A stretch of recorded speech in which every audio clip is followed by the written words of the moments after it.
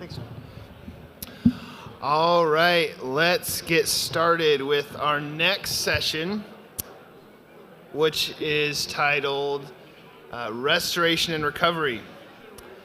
And we're going to switch things up a little bit with our next presenter, who's going to be, we'll beam him in remotely. It's Mark Scheuerell with USGS and University of Washington. There he is.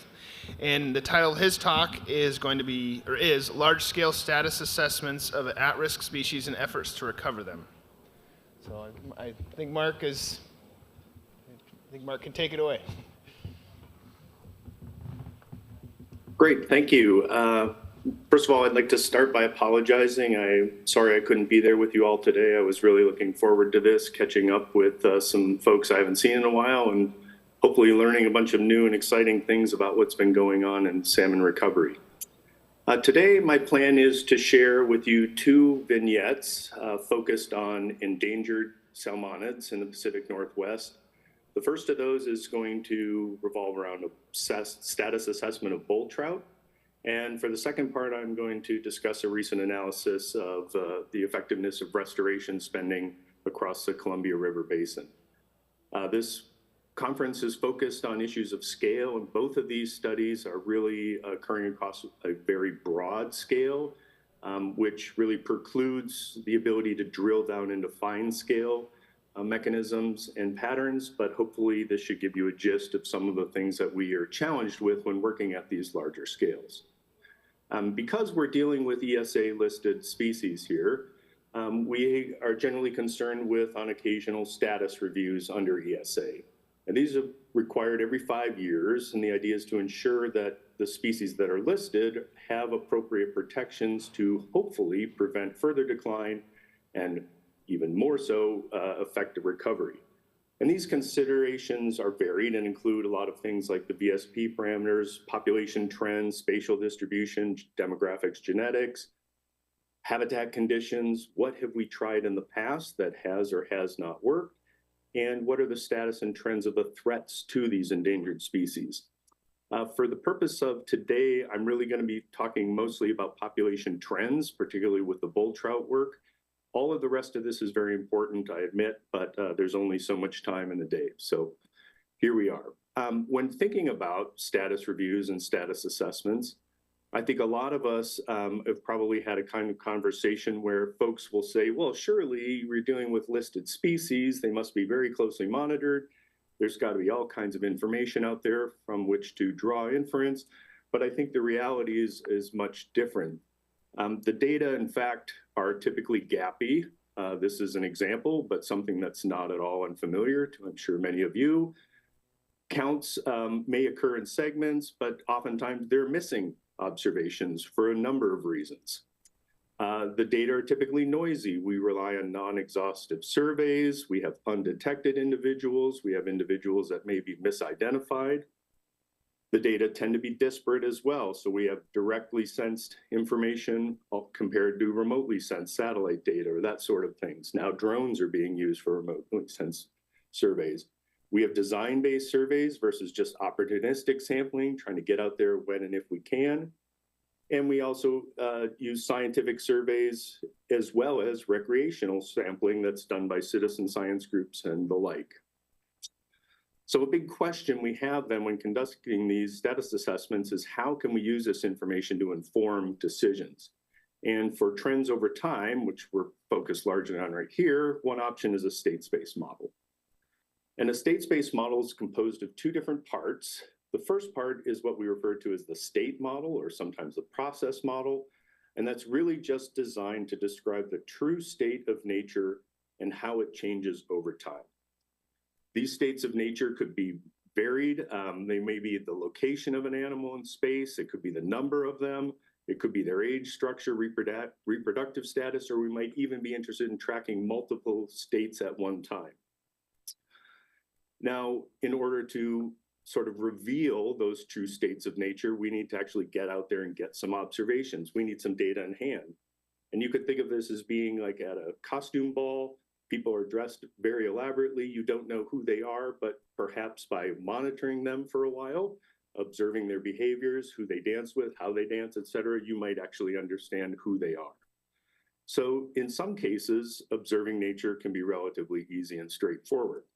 For example, here's a picture of a stream in Southwest Alaska where I did my dissertation work years ago, working on sockeye salmon, sitting on reds. This is a pretty easy job. It doesn't take you very long to sit there and count all of these salmon. Turns out the answer is 33. Sometimes, though, observing nature can be rather hard. So let's go back to that same area and ask how many mayflies are there? Well, this is a very different problem. We're going to have to get into that stream, pick up some rocks, use some kick nets, et cetera, and try to do some sort of representative sampling. And we can be pretty sure we're not going to get the exact number when we're done. So the second part of these state space models is what we think of as an observation model, or sometimes people refer to it as a sampling model or data model. And it basically says the data, the things we write down in our Write in the Rain book, equal that true state of nature plus or minus some error. So in a schematic form, we have something like this. Our state model is marching along through time, and we show up every once in a while to observe that. And the amount of error, how red the data are, determines sort of how purple the data are in the future. Okay, why bother? This sounds great, but sounds like too, it might be a lot of work. Well, we can combine many different data types. So we can have changes in observers or sensors. This is typically the case. People turn over, varying survey locations and efforts, and we can accommodate both direct and remote sampling. Missing data are also easily accommodated in this framework. It's not at all uncommon that despite our best intentions, we miss a sample, things break, money runs out, people lose jobs, et cetera. So missing data are a part of our everyday lives. Doing so in a framework like this, where you include multiple individuals or multiple systems, really improves our accuracy and precision. So this is nice. And they also benefit from the data rich. So we think of this as the Robin Hood effect, data poor. Sites, you'll see some examples of those, don't have a lot of information there from which to draw inference, but hopefully the data rich sites will help us understand better what's going on in those locations. Okay, so now let's shift over to bull trout in the Pacific Northwest. This was a large undertaking directed by U.S. Fish and Wildlife Service. This group here was the primary working group. The people I've highlighted in green were responsible for gathering up all of the data that we used. So in many ways, they're the real heroes of today's story. For those of you who are unaware, bull trout are native to the Pacific Northwest in Canada. They have 4 different life history types. They occupy a variety of different habitats and will move around to many different extents. They mature at 4 to 7 years of age, and they were listed under ESA in 1999. The spatial domain for bull trout in the Pacific Northwest is quite large, occupies parts of many states. And here in this picture, you can see there are 6 different recovery units, these shaded colored polygons. So our model for the state of nature for bull trout here is a very simple model of population dynamics that many of you would have seen in an introductory ecology class. So in continuous time, you can think of the population size today is equal to the original population size times some growth rate times some aspect of the stochastic environment, because this is not a nice chemostat in a lab, this is Mother Nature. If we think of that model in discrete time with a time step of 1 year, we can just simply rewrite that. And if we do a log transformation and do a little substitution, we get a very simple autoregressive model where the number today is a function of the number yesterday, plus some growth rate, plus some stochastic aspect of the environment. If we're willing to assume that those errors are white noise, then our model of population dynamics is what's known in the time series literature as a biased random walk. And this is really nice because we have a lot of inference from which to draw when working with these models. There's a long history of working with these models, and we have software at our fingertips that will allow us to estimate the parameters of interest. So importantly, biased random walks have a tendency to go up with a positive bias or down with a negative bias, but they do not do so monotonically. So even though on average they might be going up or might be going down, there's a jaggedness to those patterns. So our observation or data model here is really just that our observed counts are equal to the true counts plus or minus some observer error in log space. So what that looks like is in both of these plots, that gray line would be the true state of nature, and the data that we would have in hand would be either the blue or the red. In this case, we have multiple time series abundance. We have 242 populations embedded within 62 core areas, within 6 recovery units across 4 states. And so each core area here gets its own model. That is at the level of spatial aggregation within which the Fish and Wildlife Service would like to do their assessment.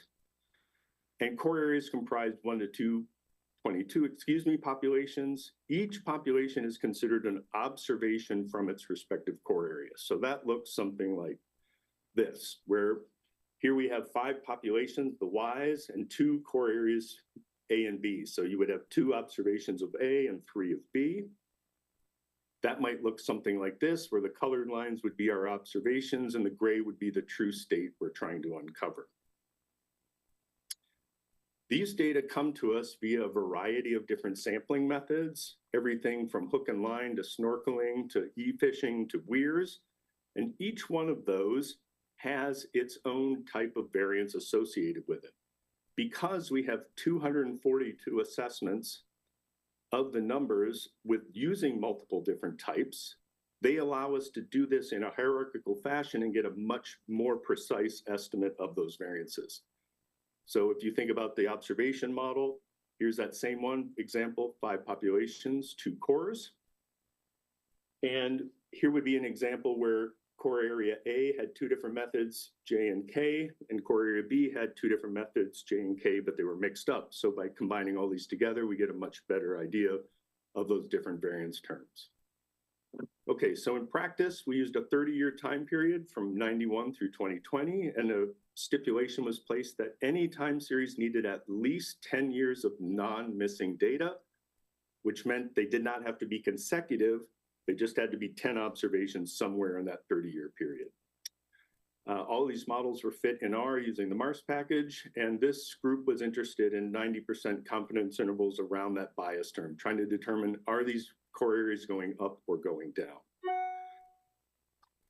Just over half of those core areas had a negative trend, but only about 5% of them would be what we would call significantly negative. Here's a couple examples of them. Here's the Kootenai core area in Idaho, pretty strong negative trend. Here's a Stillaguamish River in Washington. The remaining 25 core areas had a positive trend, but only about 10% of those were significantly so. And here's a couple examples, the lower Deschutes in Oregon and the upper Whitefish in Montana. Now, it is undeniable that some of these had no systematic trend. The data tell us that, and this would be an example of those. Here's the Skokomish River in Washington. The other issue we're really wrestling with is, despite our ability to use the best tools at our fingertips, data quality does indeed influence our ability to estimate those bias terms. So here's an example of a data poor core area. This is Big Salmon Lake in Montana. Few samples, several missing areas, and a lot of noise around them. In contrast, here's Flathead Lake in Montana. 22 populations within this core area means we're pretty certain that there has been no real change over time. It's actually quite stable. So status of bull trout in the Pacific Northwest is indeed mixed. Some are going up, some are going down. The data quality does indeed affect our ability to assess trends, but state-space models can indeed help. Okay, now I'm going to shift gears to the second vignette and talk about an evaluation of restoration spending in the Columbia River Basin. And this project came to me via my collaborator, Bill Jager, who's in the Department of Applied Economics at Oregon State. Bill served on the ISAB for many years, and he was during that time very interested in an evaluation of how all of the money being spent was working and was it doing what it was intended. So this, again, occurs at a very large spatial extent, considering populations, in this case, only on the US side, but the Columbia River Basin is very large. Many different listed ESUs from several different species seen here in the lower left. The problems here in the Columbia are not new. This has been a long history of this work, going back to as early as the 1938 Mitchell Act, which in, I will note, one page of legislation was able to identify things such as the 4-H's.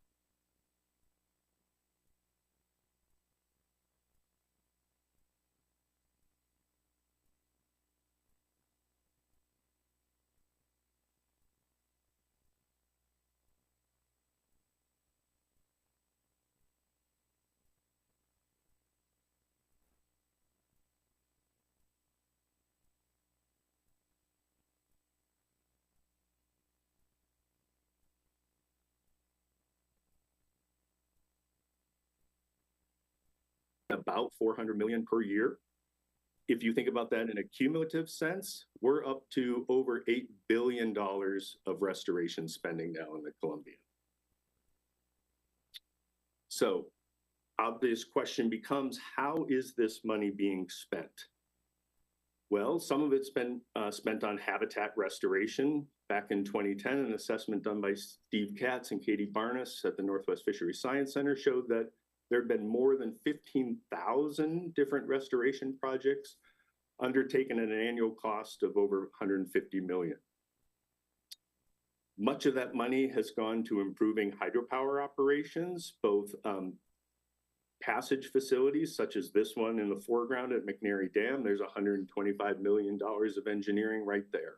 Some of it has also been based on in-river operations, barging, et cetera. Another big chunk of that money goes to hatchery programs and hatchery releases. So here's time series of releases for 4 different species within the basin in millions, such that Chinook, we release about 60 million a year. Those other species are somewhere in the low numbers, less than 10 million typically. So the question then becomes, what has this indeed done for salmon? Here's a time series of all adult returns to Bonneville Dam from 1970 through 2020 for 4 different species. In general, that looks like it's fairly flat. Yes, there may have been some bump up around 2000 when we saw a change toward more favorable ocean conditions, but certainly this does not appear to be a large biased trend upward. So what we set about doing was trying to evaluate this in a more formal means, rather than just staring at pictures and relying on our eyes to do bad statistics. We set up a fairly straightforward linear regression model where we used returns as a response, and we put in the number of spawners, ocean conditions, river conditions, number of hatchery releases and spending, and then lagged those predictors accordingly to match the life history stages within which we thought they would be most effective. Our findings would suggest that a 1% increase in spending in a given year corresponds to a 0.75% increase in returns. And if you compare our model fits, the actual returns are in purple here, the model fit is in blue, those align quite well. However, if we subtract from that a model which excludes, sorry, that's not displaying, the fits of both hatcheries, releases, and spending removed, this line is much lower than that. I'm sorry that's not showing up here. So it turns out that spending and hatchery releases are confounded in this model because some of the money being spent is on hatchery programs, but we are unable to disentangle those two in the reports from Fish and Wildlife Service. So our solution here was to use a counterfactual example. So our model will give us the expected total adult return, and this includes both hatchery and wild components. The problem is here we can't disentangle those as is. So what we did was rely on a second data set, which was tagging information from the hatcheries and the mark recapture estimates that those would give us to basically generate smolt to adult survival rates. And we applied those smolt to adult survival rates to hatchery releases to give us an estimate of the hatchery returns over the more recent time period. And when I say more recent, this is about the last 15 years, because the tagging programs did not go as far back into the time series as all of the other information. So just based on a more recent time period now, we have an estimate of the total returns from our model, and we have sort of an independent estimate of the number of hatchery returns based on an average SAR and those releases. Okay, this says then that our test would be, the null hypothesis would suggest that if our total minus the hatchery is less than or equal to 0, there's really no effect. So we're hoping that in fact this would be greater than 0. However, based on our assessment, we cannot reject this null hypothesis, and therefore we conclude that there's no impact of conservation spending on wild salmon and steelhead in the basin. Okay, I appreciate that this was a quick tour of both of these vignettes. If you'd like to find out more, I've got some QR codes for you that will take you to some repository and a reprint of the paper. You're welcome to check those out. Again, I'm very sorry that I couldn't be there in person today, but if you'd like to follow up with me, I encourage you to reach out to me via email. My address is down there in the lower right. And with that, I thank everyone for listening.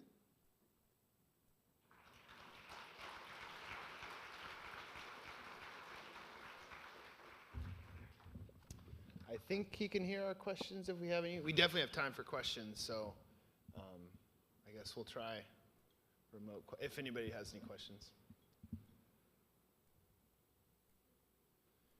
Any questions? Yeah, we got the standing mic there and the roaming mic.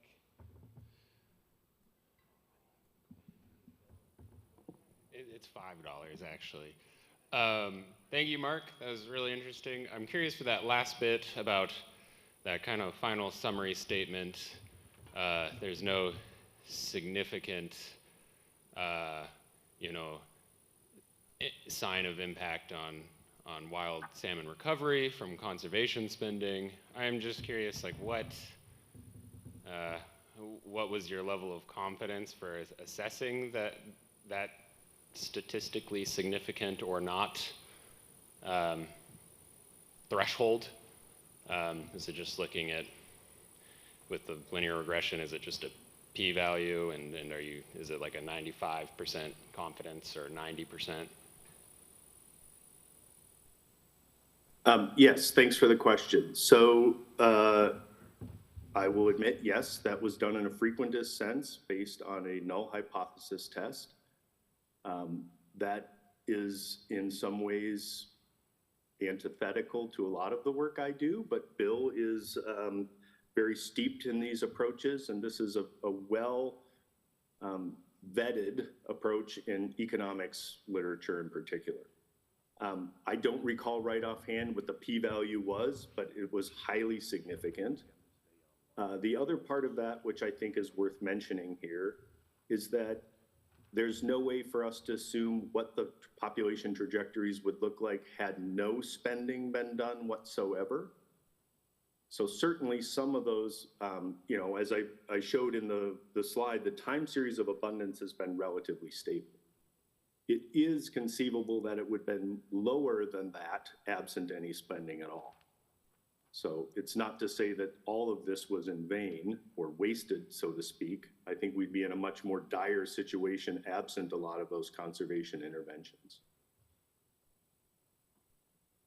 Thank you. That's a more positive note. Thanks, Mark. I actually was going to ask the question I think you just answered, and that was, what would the trend be if we hadn't been doing all of this work for decades? And I think we can agree that it would be a downward trend. How strong of a downward trend is really hard to say. But I mean, I think the positive is, at least we're kind of flat at the moment. Maybe we're not positive yet, but at least it's not tanking any longer. And I think that is a positive message. So you answered my question before I got here, but thank you. Yeah, thanks for that. I wholeheartedly agree. And I mean, Bill and I will be the first to admit that the scale at which this study was conducted is very broad, right? This is across the entire Columbia River Basin. So we had to make a number of simplifying assumptions throughout the analysis. And I think if we were able to have much more detailed level at a much smaller scale, like even within a single ESU, we would be able to paint a different picture, I suspect. Any other questions? All right, Mark, if you don't mind staying online, we have a Q&A session at 12:15, so we'll bring you back on if you're still on to answer any more kind of session-wide questions. So yeah, let's thank Mark again.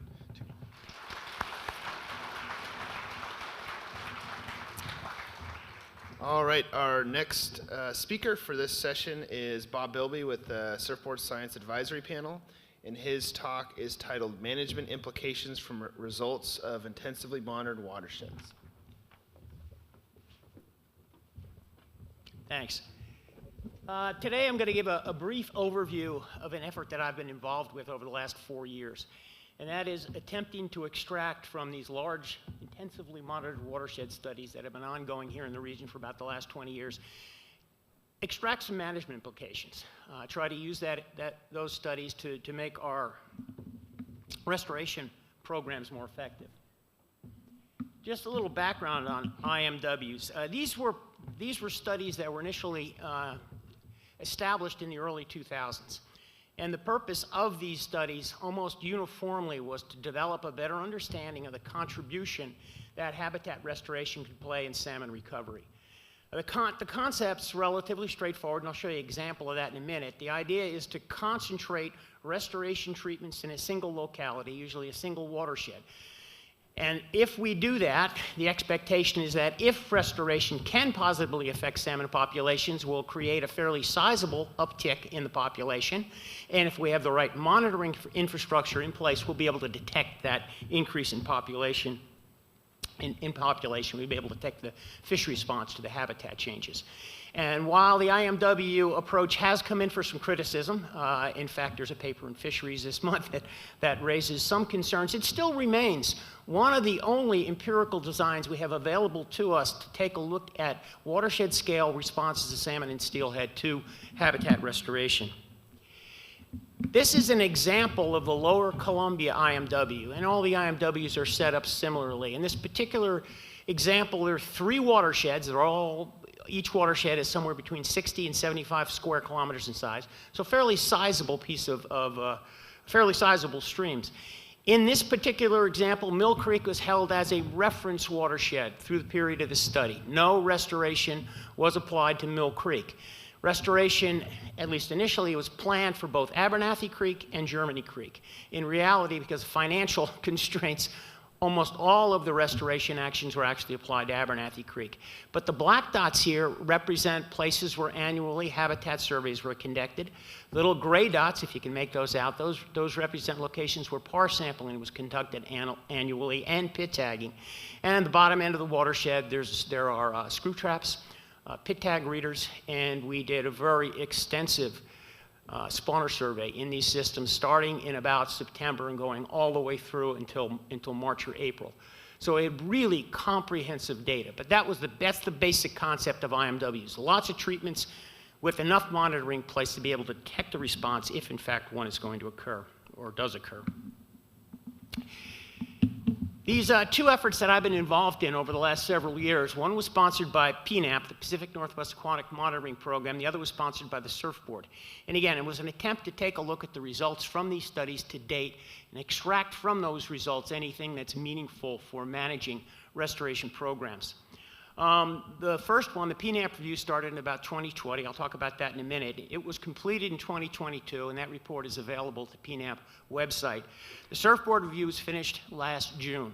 The surfboard review was a little more in-depth analysis of just the IMWs that are directly supported by the surfboard, and there are 5 of those, and I'll show you that in a minute.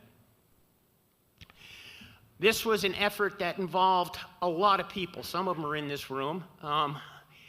But it was certainly not something I did unilaterally. So this is a very large collaborative effort. And if you take a look at the number of people who have been involved actually on the ground in running these IMWs over the last 20 or 25 years, it literally numbers in the hundreds. So this has been a very large regional effort to actually implement these studies and develop a better understanding of what we're buying with our restoration dollars.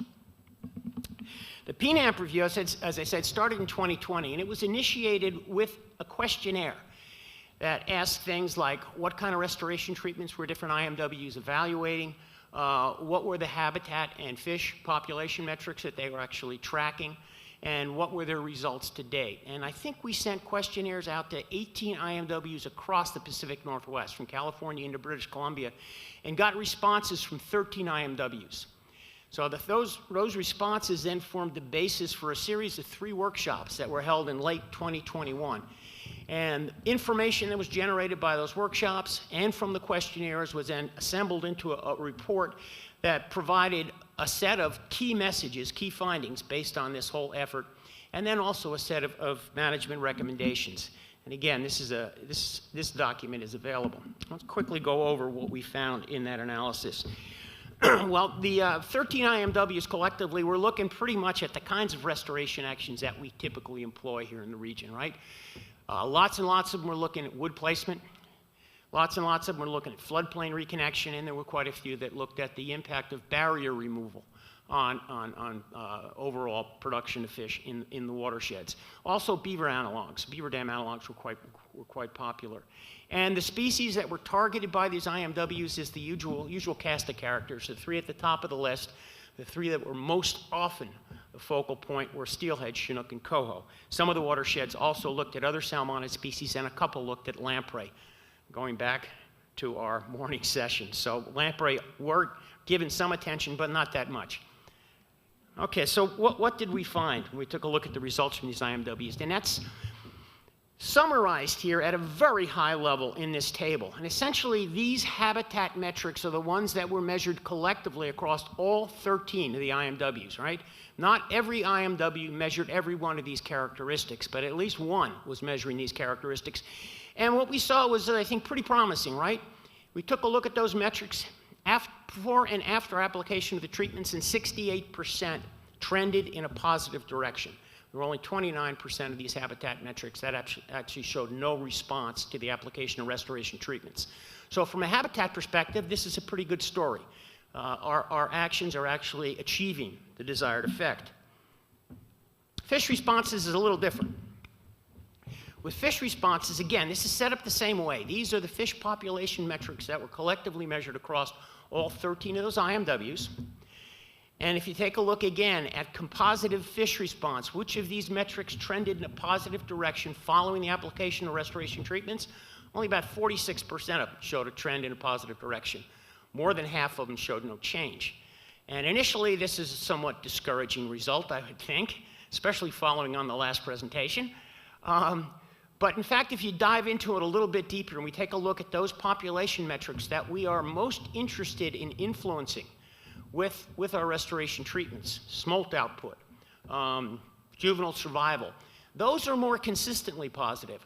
So it may not be all doom and gloom here. And as we get into this, I think you'll see that it definitely isn't. But I also would contend that this probably is not the kind of outcome we would have anticipated or desired.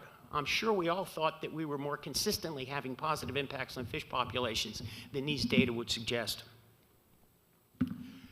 Some additional key findings out of the PNAP review were that we did see certain restoration types that were consistently producing positive fish responses.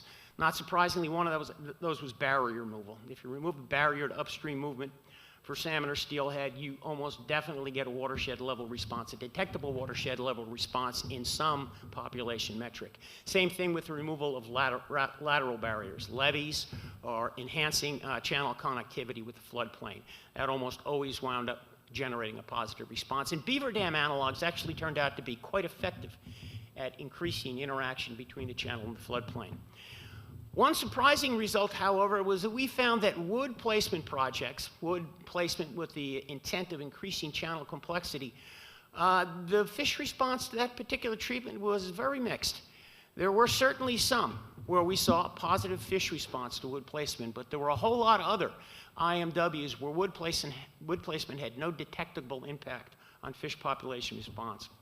And I'll go into this a little more deeply later on in the talk. One thing that did come across absolutely clearly from the PIs of the various IMWs during these workshops was that they all felt very strongly that the ability of fish to respond to habitat improvements in their particular watershed or their treatment area was being impaired by out-of-basin effects. Put simply, they didn't believe there were enough adult fish returning to their systems to take advantage of improved habitat quantity or improved habitat quality that they were providing through the restoration system. And I'll get back to this in a minute because we actually looked at this question specifically during this IMW review, the one that was supported by the Surfboard. As we were finishing the PNAP IMW review, the Surfboard expressed an interest in understanding what they were actually getting for the very substantial investment they have made in IMWs over the last 20 years. So they asked for a much more in-depth review of the results from the 5 IMWs that they support. Those are outlined here in the red rectangles. They include 4 freshwater IMWs, 3 in Western Washington, Strait of Juan de Fuca, Hood Canal, the Lower Columbia, and I showed you the figure of the Lower Columbia installation earlier, and then 1 in Eastern Washington on the Asotin. And in addition, there was a saltwater IMW, the mouth of the Skagit Delta IMW. So the review that we did here for the Surfboard was much more in-depth. And again, the purpose was to take a look at whether or not there was anything coming out of the IMWs that right now could help the Surfboard identify the most promising restoration projects in their funding cycle. And again, the purpose was to take a look at the management implications. The synthesis report itself consists of 2 pieces. One of them was just IMW by IMW review of results to date and management implications of those results. And I'll go over that pretty quickly here in a minute. But the other was we used data from multiple Surfboard IMWs to actually address some of the uncertainties that were identified during the PNAMP review. And those are listed here. One is this whole question about out-of-basin effects. Do we actually see any evidence using the Surfboard IMW data that low spawner escapement may be impairing the ability of our systems, or fish populations in our systems, to respond to improved habitat quality? The second one has to do with this sort of equivocal response we got to wood placement. Can we take a look at the IMW data to get a better understanding of what characteristics of wood placement projects are typically associated with positive fish responses? You know, can we figure out how to do a better job of implementing those kinds of projects? There was a section in the report that was produced by Corey Green and Eric Beamer from up in the Skagit, which laid out the successful components for estuarine restoration. And then finally, and one point that I'll talk about here at the end, is that in both of these IMW reviews, there's clear evidence that we don't do a very good job of actually identifying the factors that are truly controlling salmon and steelhead production in the places where we work. There was lots and lots of evidence of that in both of these IMWs, and I'll talk about that here at the end of the presentation. First, let's take a look at how fish responded at these 5 IMWs. And there were positive fish responses found at all of the IMWs. In the Asotin, where the focus was on steelhead, there were positive responses in juvenile abundance and juvenile biomass at all of their treated sites. At 2 of the 3 treated sites, they saw increase in steelhead smolt production. They saw no response in survival or growth rate of the steelhead. At the Straits, coho and steelhead were the primary species of interest, and they saw increased coho survival at one of the 2 treated sites at the Straits. There appears to be an upward trend in adult coho returns, which would be a positive thing, although that has not been verified statistically at this point in time. But there was no response in coho smolt production, and there was no evidence at all of a steelhead response. None of the population parameters that were collected for steelhead showed any trend in a positive direction. Hood Canal, the focus was on coho, and there was an increase in par to smolt survival at one of the 3 treated watersheds at that IMW. There's no response in smolt production, no indication of increased adult returns. And at the Hood Canal IMW, a particularly interesting point that I'll talk about here in a minute was that there was no evidence that density dependence was affecting the coho population. And I'll talk about the significance of that in just a second here. The Lower Columbia looked at responses of coho, steelhead, and Chinook. And they did find increased coho survival. It's part of smolt survival at one of the 2 treated watersheds, and also an increase in smolt production at one of the 2 treated watersheds. Remember, I said earlier that one of the 2 treated watersheds is a little misleading because they really only applied restoration treatments to one watershed in that IMW. That was Abernathy Creek. There was no increase in coho survival.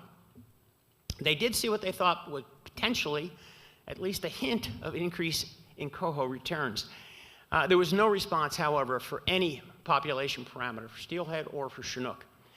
And in contrast to Hood Canal, at the Lower Columbia for coho, there was evidence of very strong density dependence. And again, I'll get to that in a minute. The Skagit IMW, again, this is the saltwater IMW, looking at the effectiveness of restoration actions in Skagit Delta. And this project was initiated based on the observation that there were massive numbers of Chinook fry migrating to the estuary every spring. And these fry initially were not spending very much time in the estuary because they didn't have very much habitat to occupy. So the intent of the Skagit restoration program was to increase the availability of estuarine habitat, and they've been quite successful at that. As a result of the efforts that they've employed there, the restoration that they've done, they've got a very large increase in juvenile Chinook growth rate. They've got a decrease in juvenile Chinook density, and that's a good thing, because initially all the fish were crowded together in this relatively limited space they had available to them. By providing additional habitats, it's enabled these fish to spread out, and so each individual fish now has access to far greater resources than they did historically. And as a result of this, they wound up with a greatly increased residence time in the Delta. The fish were spending more time in the Delta, and they were growing to a larger size before they're migrating into saltwater, and this appears to be resulting in an increase in adult Chinook returns at the Skagit. Okay, so let's get back to these 4 questions that we use data from multiple sites to address. The first one is this question about out-of-basin impacts, impacting the effectiveness of restoration treatments. So Joe Anderson and Marissa Litz from WDFW actually did this analysis, and they utilized coho data from the Hood Canal IMW watersheds, the 4 on the top panel, and from the 3 Lower Columbia watersheds. And what you'll see in the top panel is this plot of summer par abundance against the number of smolts leaving the system the following spring. That relationship is essentially linear across all 4 of those watersheds. Right? The more par you have in the summer, the more smolts you're going to see the following spring. No evidence of density dependence. In contrast, if you take a look at the 3 plots for the Lower Columbia, you can see that once you get above a certain level of par abundance in the summertime, you don't get any more smolts the next spring. There clearly is some factor that is limiting the production of smolts once you get above a certain level of par abundance. So this really has implications for the kind of restoration treatments that we would want to target. In the case of the Lower Columbia, where clearly there is a limitation on available habitat that's causing this density dependence to kick in, the kinds of actions that we typically employ, increasing the number of pools, increasing access to floodplain habitats, ultimately that's likely to be successful because it's apparent that there is some lack of habitat that is causing this appearance of the density dependent function. Not so in Hood Canal. In Hood Canal, there's plenty of habitat available there now to accommodate the number of fish that are in the system.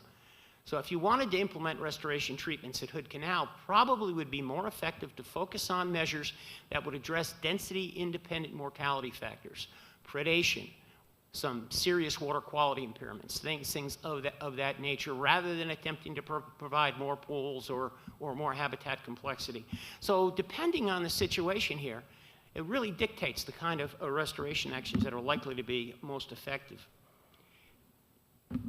Let me quickly step through this question about why did we see this variability in fish response to wood placement projects. And these are a couple of Lower Columbia and Straits IMW where we did see positive fish responses in systems where the primary restoration type was wood addition. In the case of the Straits, in that top plot, that's juvenile coho par to smolt survival. You see Deep Creek, the orange line. You'll see that as restoration was implemented in the system, survival of those fish relative to survival of the fish at the reference watershed, which is West Twin, increased. And that very clear increase.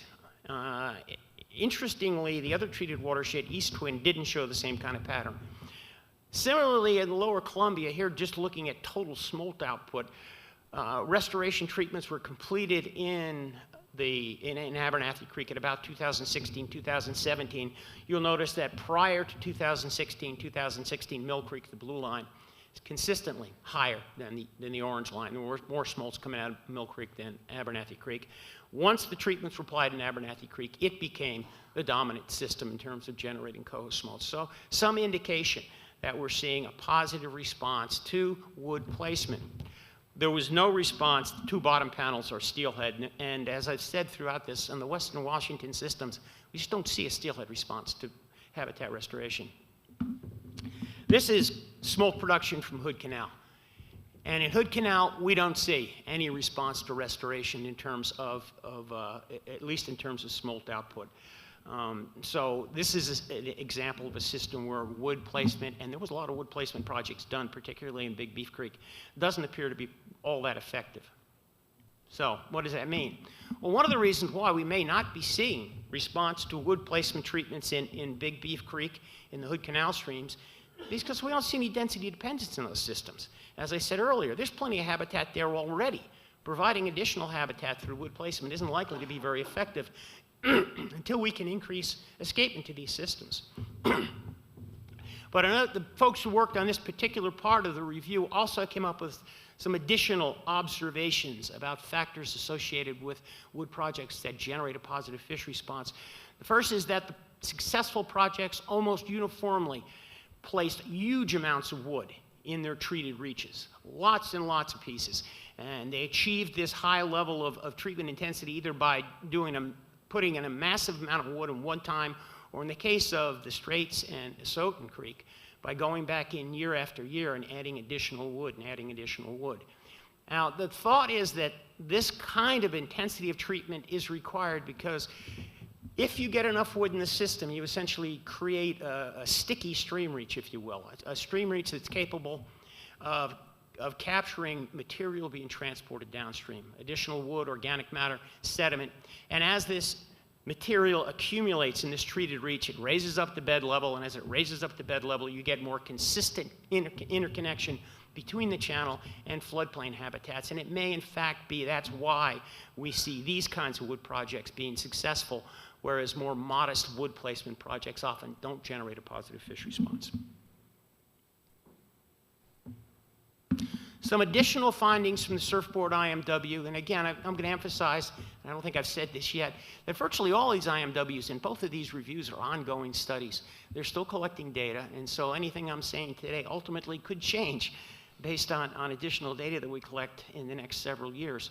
Nonetheless, there were some additional lessons that came out of the Surfboard IMW review. One was that for coho salmon, tributary and headwater stream reaches appear to be particularly important. Coho, juvenile coho, they were pit tagged in these very higher ends of these watersheds, survived to smolting at a much higher rate than did fish that were tagged lower in the system. And I would suggest that maybe focusing restoration treatments high in the watershed, if coho is your species of interest, may be an effective technique. There was also in the Lower Columbia some experimental nutrient enhancement done. They put carcass analogs. Most of you guys know carcass analogs, freeze-dried salmon carcass tissue. They put in the stream for 2 or 3 years, and they didn't see any detectable fish response to that particular treatment. So it's easy to just write that off as not an effective restoration technique. It's not one that we should consider in the future, but they raised an interesting point.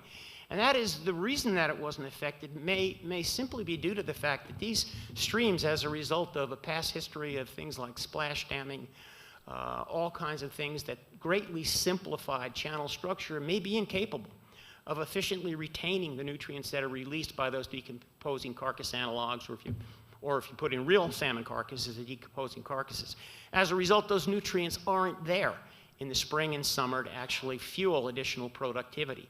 So it may be that if you implemented these kinds of nutrient enhancement projects in conjunction with projects that enhance the retention of those materials in the system, like beaver dam analogs, in fact, this might be an effective restoration technique, but it's not if the system's not retentive of the material it's produced.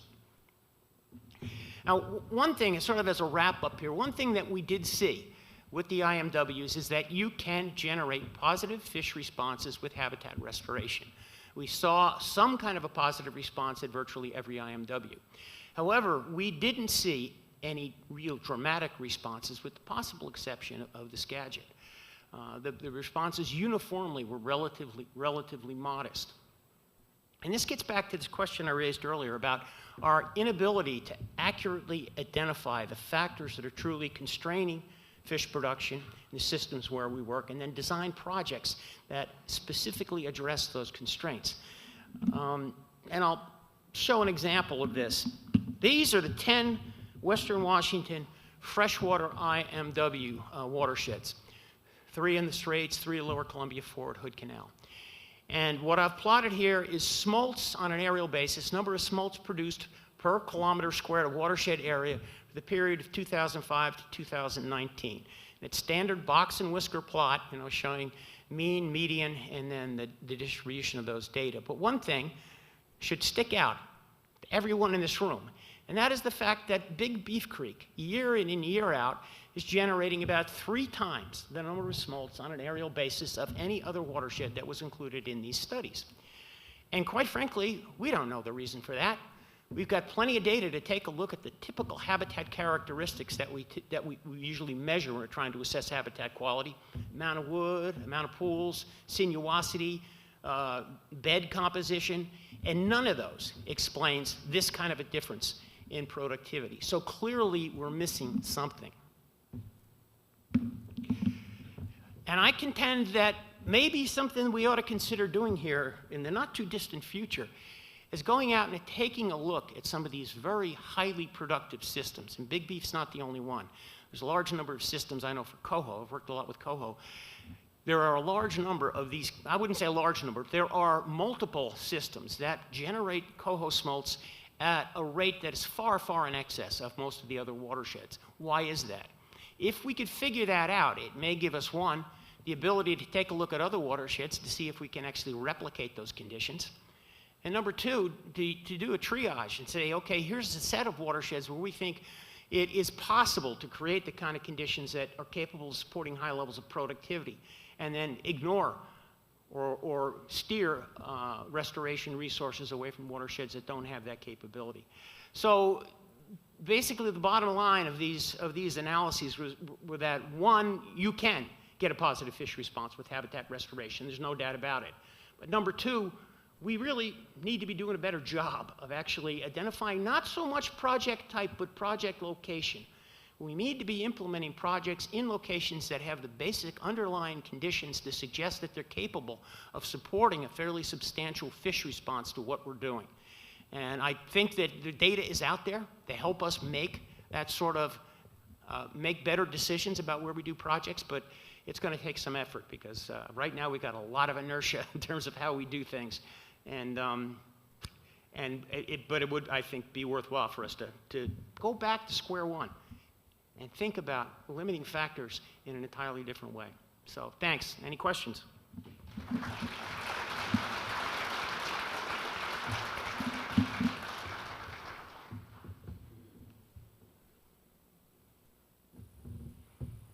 I have a question about, as a designer, we do BDAs, you do large wood, and I can know right away whether that's going to have a beneficial impact or a marginal impact.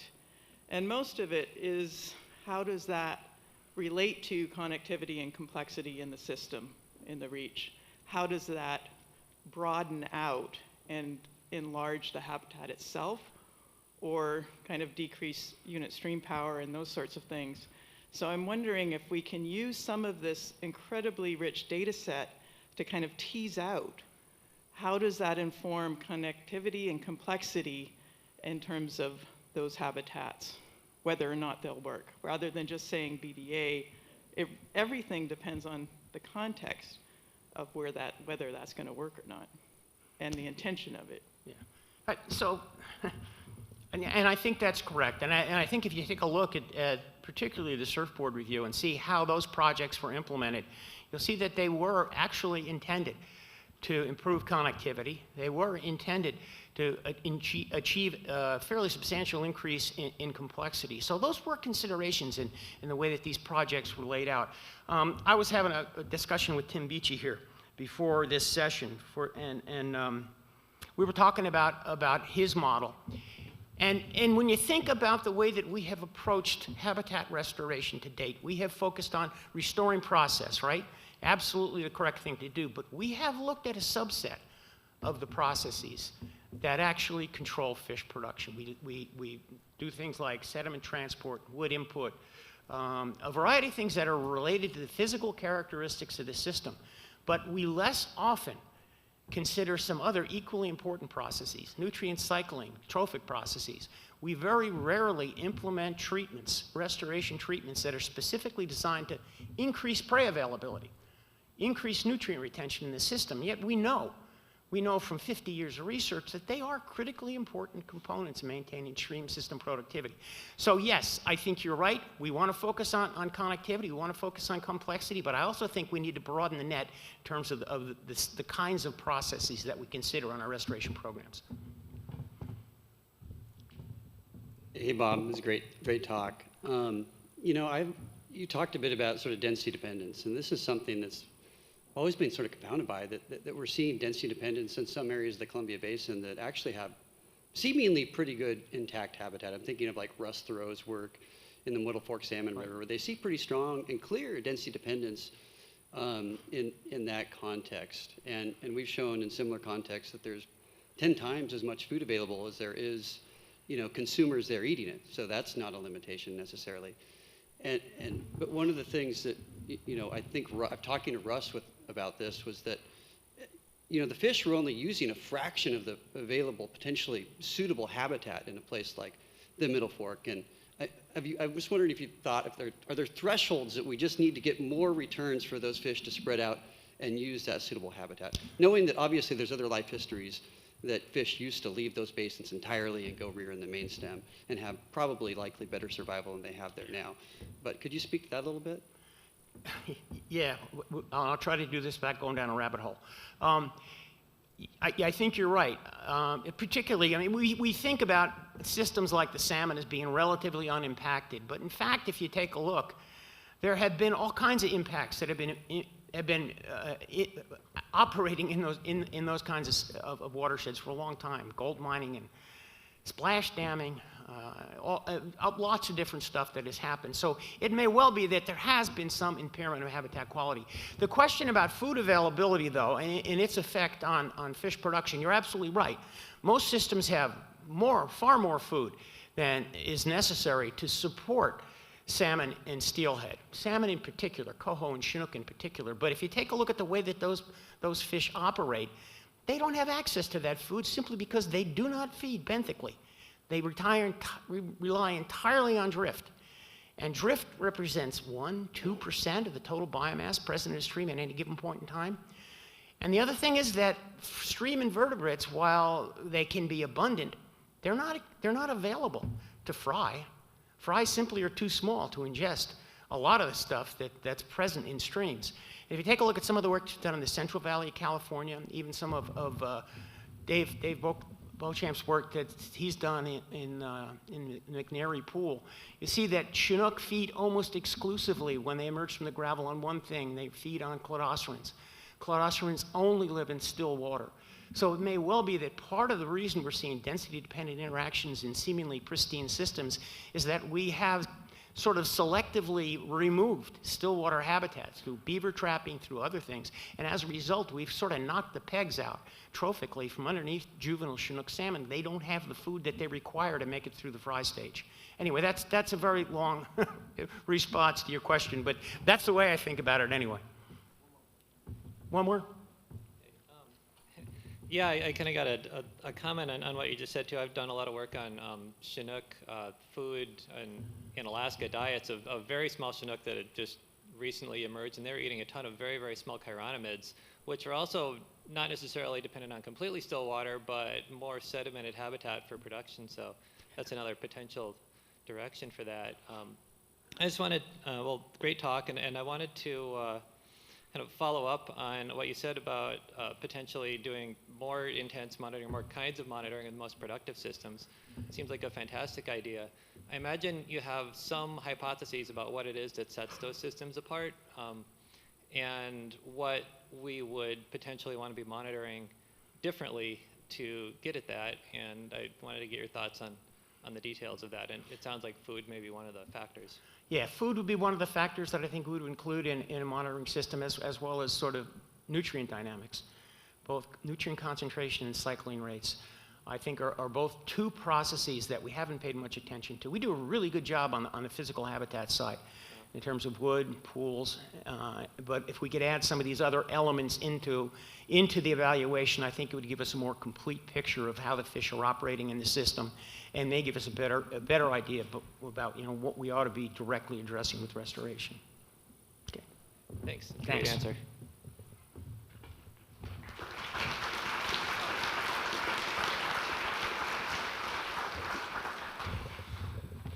All right, our last speaker of this session is Arianna Goodman with Saltwater Incorporated, and I just wanted to mention, as many of you know, us at the Salmon Board, many of you sponsors here, members of the RTT are collaborating with Arianna and the NOAA team with their efforts. So we're really looking forward to continued collaboration and kind of see the results of it. So we're excited for this talk. So the title is Building Habitat Assessment and Restoration Planning, HARP Models for the Wenatchee, Entiat, and Methow River Basins.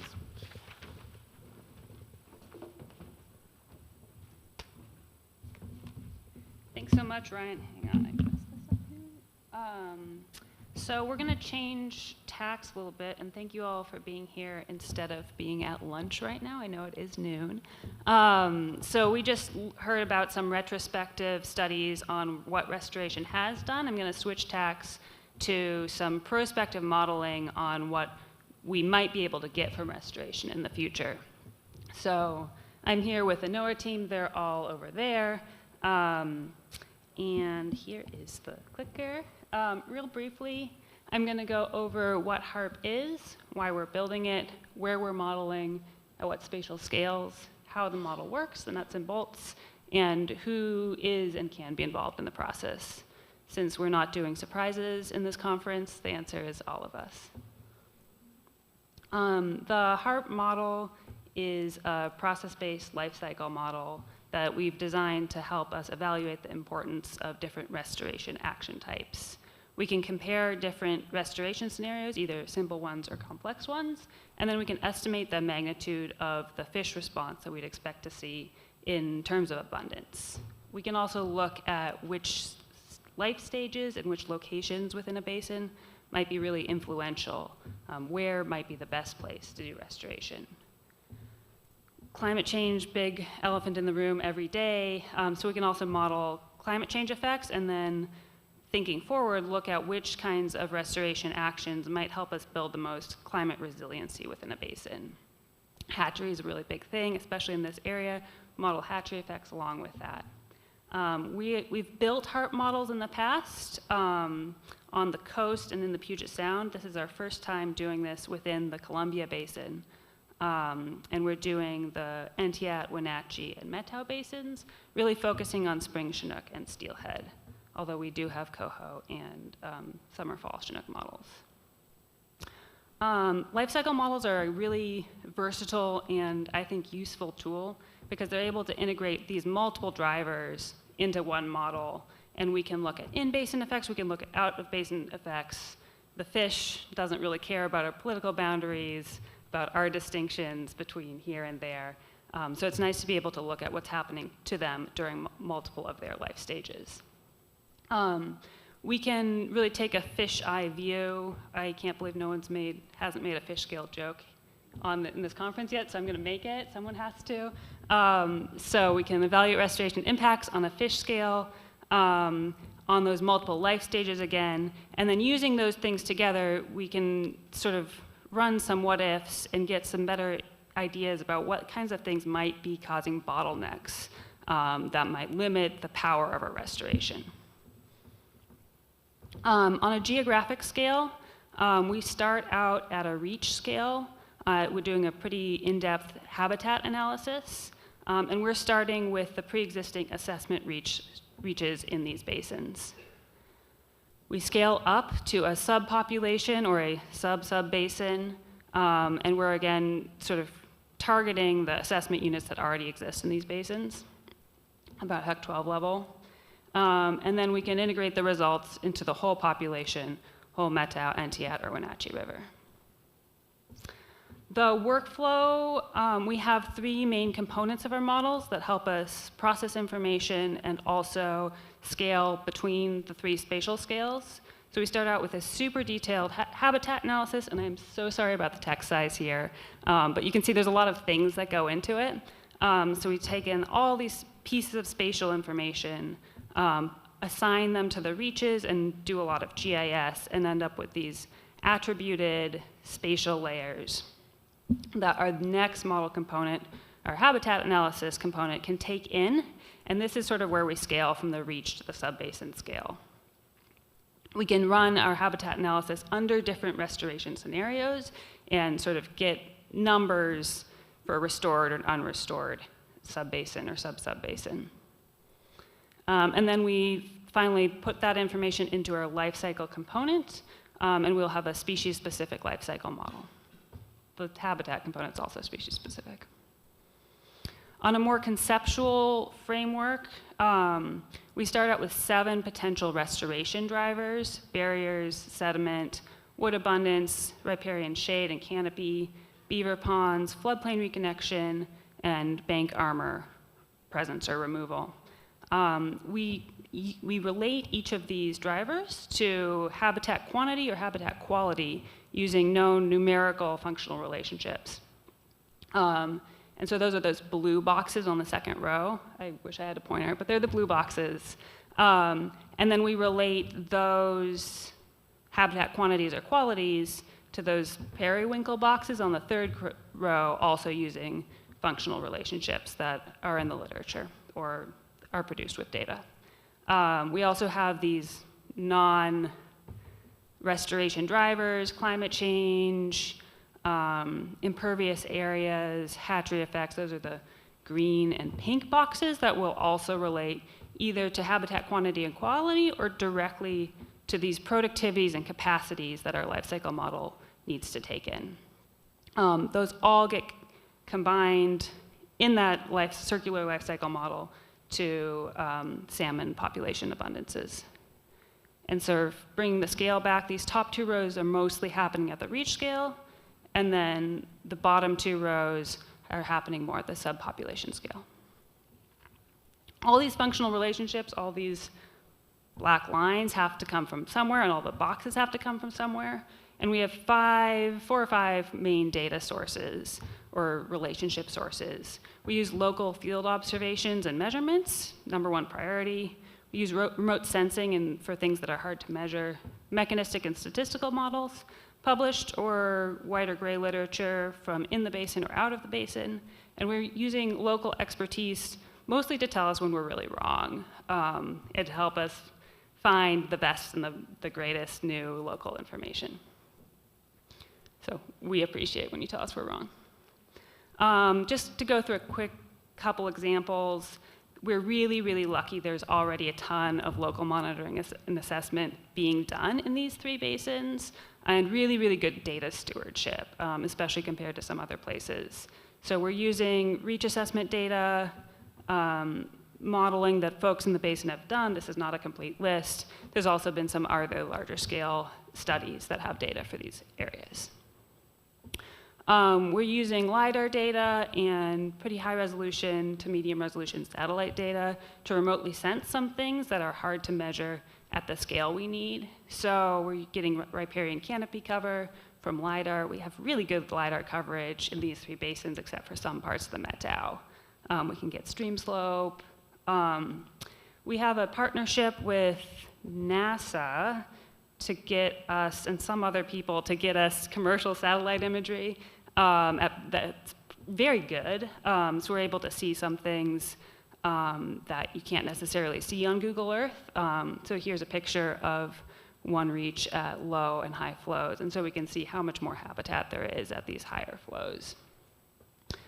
We can count wood jams on some of them. It's really cool. We're building and localizing some statistical models for things that are hard to remotely sense. So we're working with Chris, WDFW, and Interfluve to build a predictive statistical model for fine sediment. We're localizing a stream temperature model to be better fit for these basins as well. Okay, so that's habitat data. I want to go through what the life cycle models look like pretty quickly, and I promise this is a simplified version. But if you start on that box that says eggs, sort of on the left-hand side, we'll start with the eggs. Those eggs are going to have a given incubation survival. Thank you, Ryan.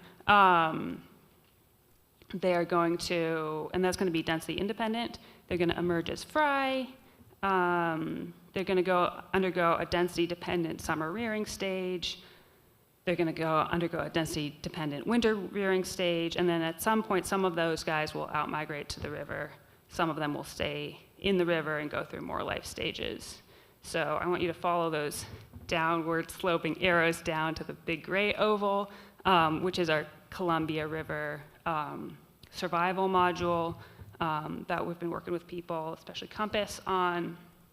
We'll pass those fish down the river into the estuary and ocean. Lisa Crozier's group has been working a lot on that. And then we're going to bring them back up the river as adults. We can put harvest in. We have temperature-based pre-spawn mortality, and then we also allow the kelp to respawn. So those fish will go through the life cycle model over and over and over again, the steelhead. Chinook is quite similar. I'm not going to go through all the details right now in the interest of time, but we do allow them to leave the basin earlier as fry migrants in a density-dependent fashion. Once we have a working life cycle model, the first thing we tend to do is run these diagnostic scenarios. So these are fictional scenarios, they're not recommendations.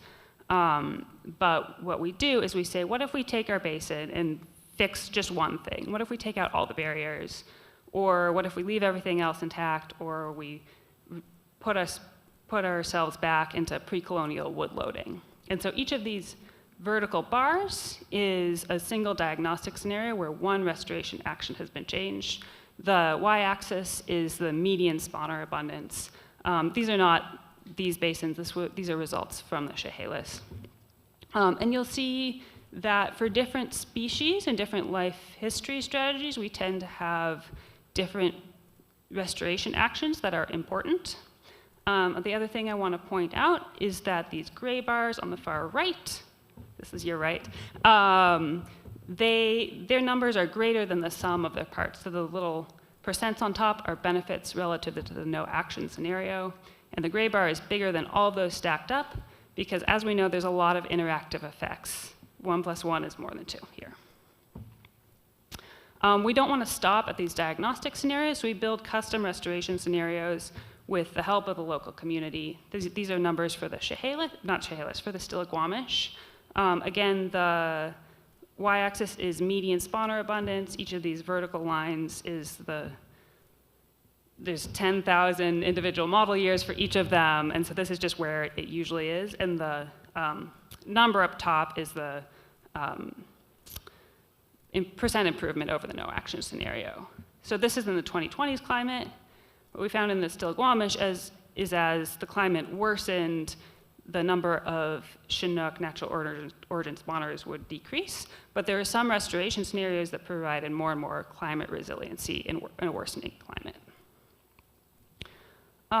So I just want to end with that we really need you guys for this part. We're all in Seattle and don't know the things we need to know to just build the scenario to evaluate.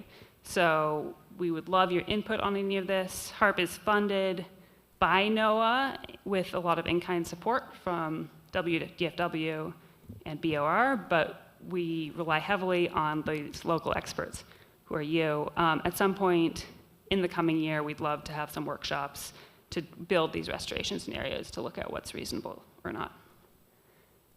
No time for that slide.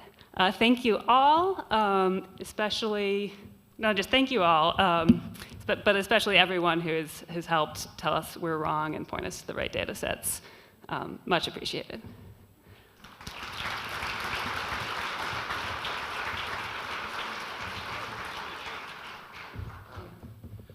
Why don't we go ahead and start the Q&A? So Arianna, if you want to, yeah, you can sit there, and then Bob, if you want to come up. So, yeah, 15 minutes for Q&A. Standing mic, roaming mic. Raise your hand if you need the roaming mic. So, looks like Phil's going to kick it off.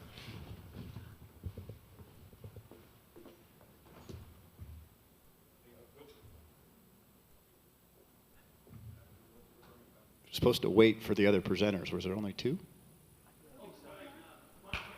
Okay.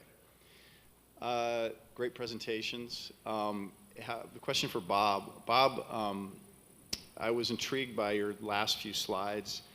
I'm familiar with most of those watersheds. I've walked a lot of them, and Big Beef strikes me as having some very big differences compared to the others. So I'm wondering if what your insights are as to why maybe Big Beef is so much more productive than those other systems. Yeah, Phil, you know Big Beef as well as I do. I think it's probably the amount of wetland and pond habitat in a Big Beef watershed. I think the stillwater habitat is providing advantages both in terms of food availability, particularly for fry, but also for overwinter habitat. And one of the big restoration projects that they implemented on Big Beef was reconnection of that whole area that used to be the UW lab, changing that back into a wetland. And that's why I think we're beginning to see some increase in part of smolt survival. But again, Big Beef, it's tough to pick up a fish response simply due to the fact that it's under escaped. Just aren't enough fish in there to actually respond dramatically to changes in habitat condition. But I think that is part of the question. But if that is in fact what's driving that high productivity in Big Beef, does that mean that we should go out and look for opportunities to create big, large beaver ponds or in run-of-river wetlands on other systems? Would that be effective? I mean, it raises a series of hypotheses that we go out and check. But I think that we ought to look into it a little further, but I think that's what's driving it. What do you think? Yeah, I was going to say there's the it's lower gradient, there's wetlands, there's a lake. You know, if you look at East Twin, West Twin, Deep Creek, Abernathy, all those other streams, most of those are more constrained and steeper. And many of those, particularly the twins, look a little bit more like steelhead streams than they do like coho streams. I think the lake is intriguing because I know that some of the most productive Chinook systems along in Alaska and in British Columbia tend to be below large lakes that are buffering the flow. And I don't know if the lake in Big Beef is really enough to do that, but probably in combination with the wetlands. Yeah, I don't know that it buffers flow, but it may actually provide a lot of food production. Yeah. So I think those, I saw a similar thing, so yeah. Thanks.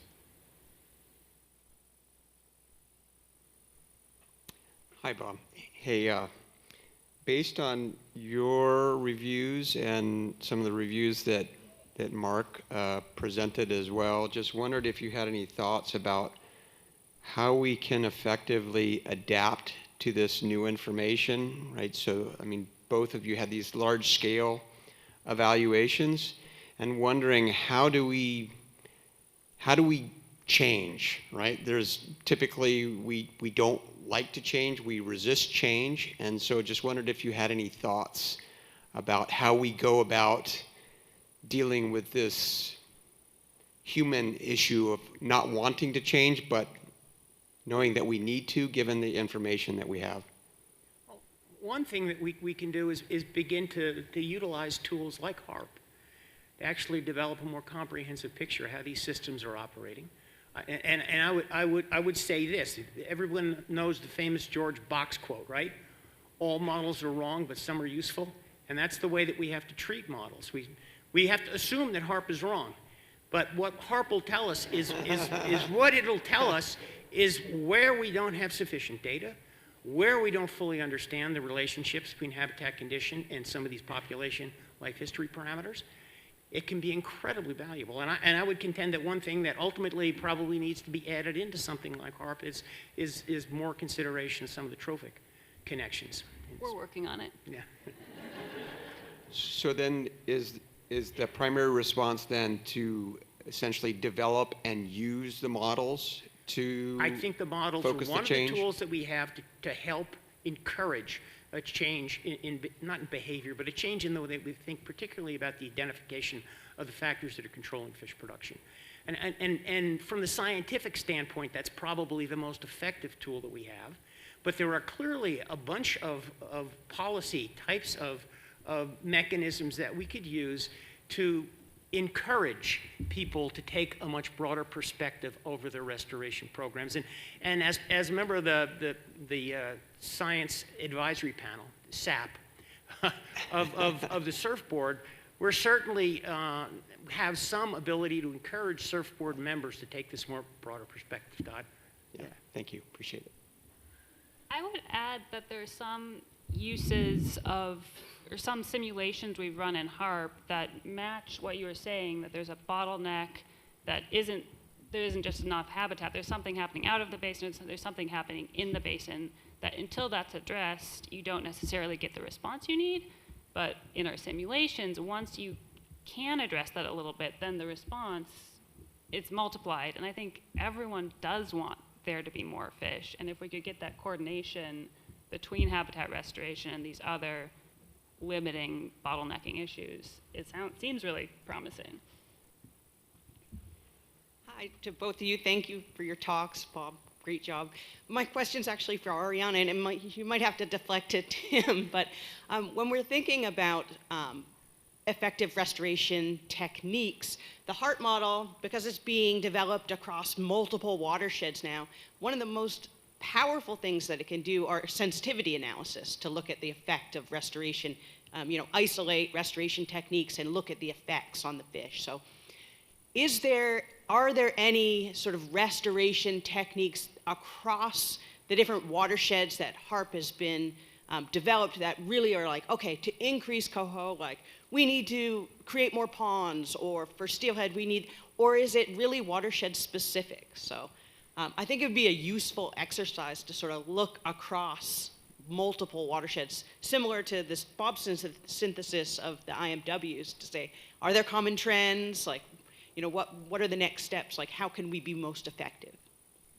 Yeah, we do see similarities between watersheds. So floodplain restoration, it often shows up as something that's quite important for all the species, but there's some, like steelhead really maybe benefit a lot from wood in some cases, or if there isn't any Chinook habitat above a barrier, the Chinook isn't going to be sensitive to the barrier restoration scenario. And I think some of this is what's driving the model, are understandings of species habitat interactions or species specific, and drive that, and I think some of it matches nature pretty well.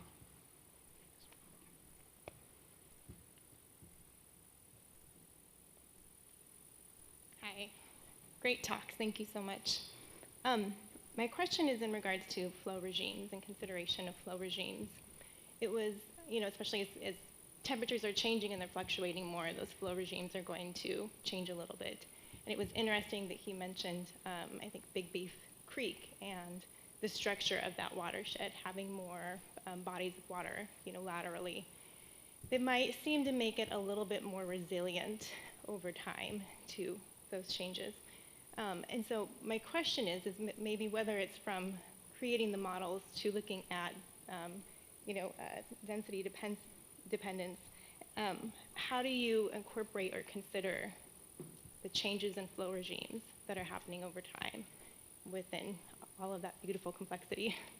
You take that one. HARP does that, doesn't it? HARP does that. I don't think we get every single consequence of changes in flow regime, but in a lot of places in the Pacific Northwest, we're experiencing more extreme flows, so even higher peak flows, harsher floods. And so we do incorporate that. Strong relationships between peak flows and incubation survival, right? If you lose all the water in your stream, you don't have habitat anymore, and maybe you have much less. You have temperature considerations. I think we should probably be also looking to our climatologists. There's great work coming out of the UW because it's a little bit more than just stream flow, right? We're affecting the hyporeic zone, we're affecting off-channel floodplains, and I think there tends to be a lot of uncertainty in quite exactly how it's going to be different. We're sure it's going to be different, but the details are a little bit sparse because it's the future, right? And so, like, my perspective is we're having change, and the way that salmon have evolved to deal with change is these different life history strategies. They've evolved to be adaptable. And so the more we can do to allow for those different, or rebuild those different life history strategies, that seems like the most promising thing.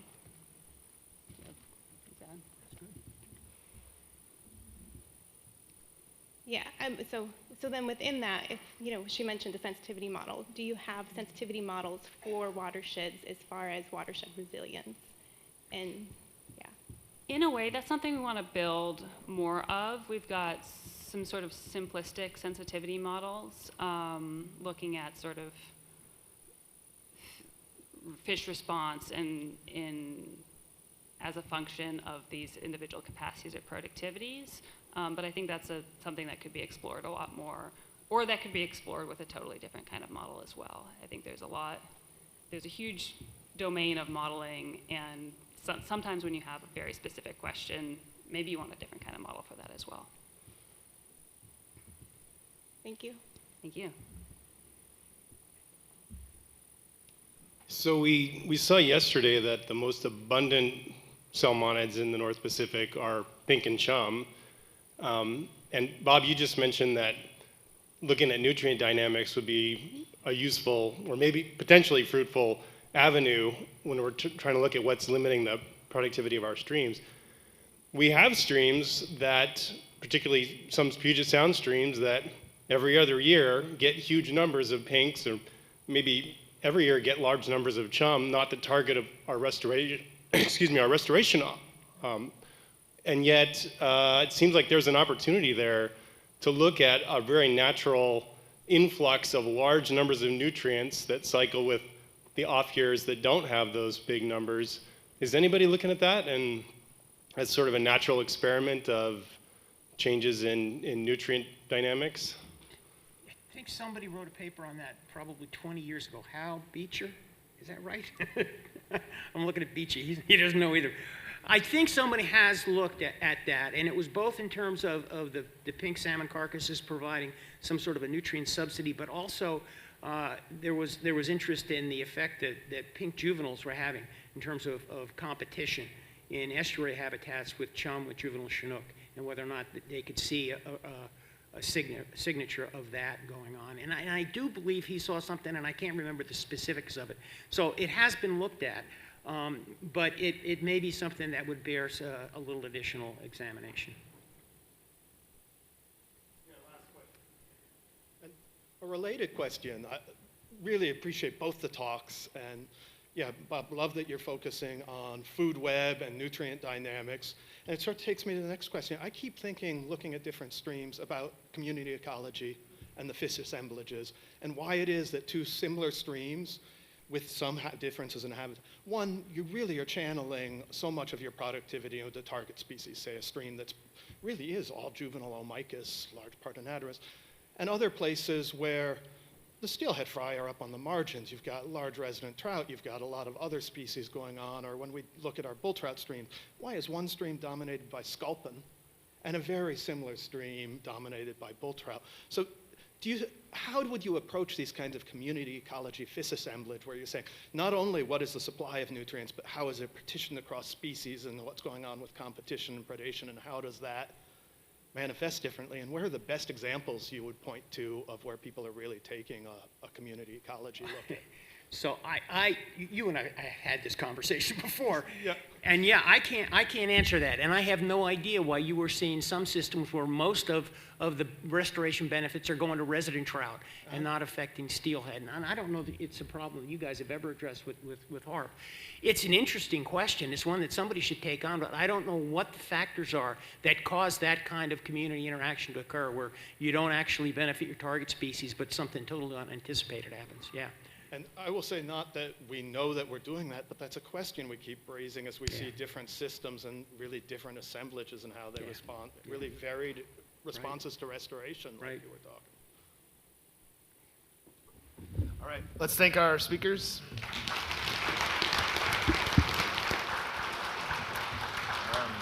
Also want to thank our volunteers. I see McLean, Jesse, I know Dan, the husband of our financial manager. So let's give them a round of applause for all the volunteers.